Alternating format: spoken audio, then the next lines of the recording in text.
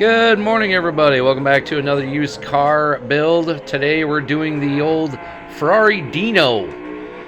This has become one of my single most favorite Ferraris ever because it's so underestimated and it's so underpowered, but yet once you tune it properly, this thing literally, and I'm not even joking, this thing handles like it's on magnetic rails.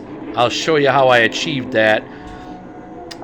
First of all, let's appreciate the style of the car. I mean, this is back before Ferrari was all wedge-shaped and pop-up headlights and cool as fuck. This is between like the 50s, 60s, and 70s style. So when they got into the 70s, they started going more wedge-shaped. This is right before it. You could still see, like, on the side of the doors, you could see that that style of the 70s Ferraris coming through with that little swooply loodly doo there. I'm assuming that's for induction or ventilation or some mid-rear sorcery. Anyway, this is a really cool style of a Ferrari, I think. I think it's a really rad style. I mean, look at that interior. It's very, very classy, very elegant, but yet simple. This Ferrari in particular isn't very fast, but one little interesting detail of the engine of this thing is the same engine that powers my absolute favorite dream car of all time, the Lancia Stratos. So it's the same engine, obviously tuned differently for rallying and whatnot, but really rad nonetheless. So let's back out of here and I will gladly show you what I did to achieve this thing literally handling on rails. I mean, like most cars, you can screw it up enough to where it'll kick out, but man, if you're seriously trying to get around the track in that first place, you're going to find it difficult to make this thing screw up. Absolutely glued to the road. This is a wonderful joy to drive. Alright, enough fangirling over to the beauty of the car. Let's go ahead and pop out and show you guys what I did before I eat up all your time. Listen to me fucking blab around about shit. So let's go ahead and we'll show you what we did for the tuning. And I'm telling you right now, give it a shot. Like, really.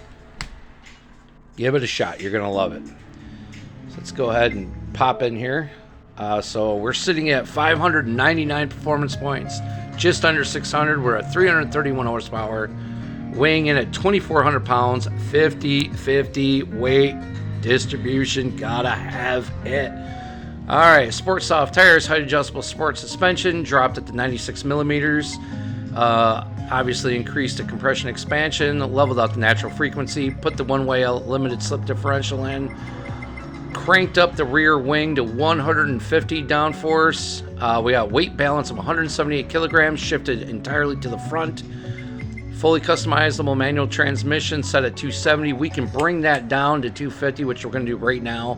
That'll give us a little more punch, and we might actually see fifth gear. Sport brakes and pads. We got sports air filter, semi-racing muffler, and we got the racing headers. Coupled with the semi-racing clutch and flywheel, we did every possible engine improvement. Installed.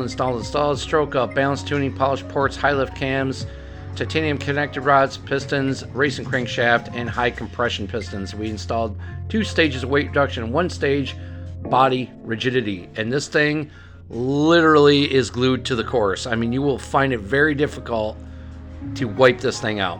But let's take a brief moment to really appreciate the classic beauty of this car. Big fan, really love it. No radio to speak of, because why would you listen to the radio in a car like this? Why would you even have a radio in a car like this? Your radio's behind your head. It's sitting right back there, screaming in your ears. Why would you want a radio? But if you want, we'll pop in and we'll take a brief look at the history. Ferrari experienced plenty of success in motorsports with its mid-engine layout machines, but in '68, the company decided to finally release a road-going car incorporating this tried-and-true racing technology. Result was the Dino 206 GT, beautiful Berlinetta with a flowing all-aluminum body and a 1987 cubic centimeter aluminum V6 under the hood, which marked a change from Ferrari's traditional use of V12s.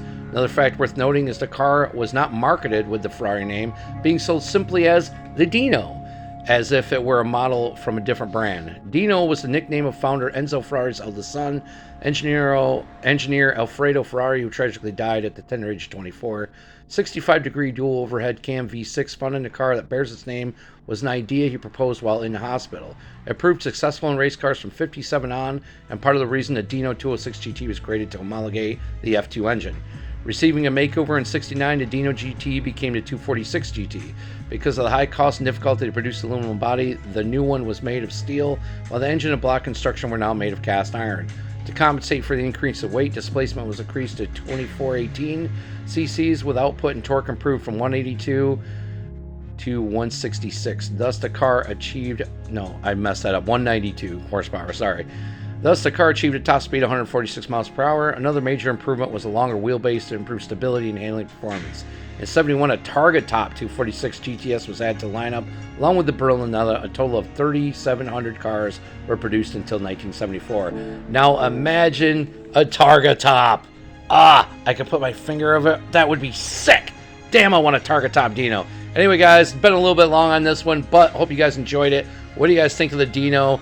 Is it still a snail on the track, or did I manage to tune this thing to be a competitor? I think I did. I mean, I smoked everything on that race except for the F8 Tributo. That was an achievement in itself. Anyway, I love the car. I hope you guys love the car. Thanks for watching, and I'll see you all on the next one.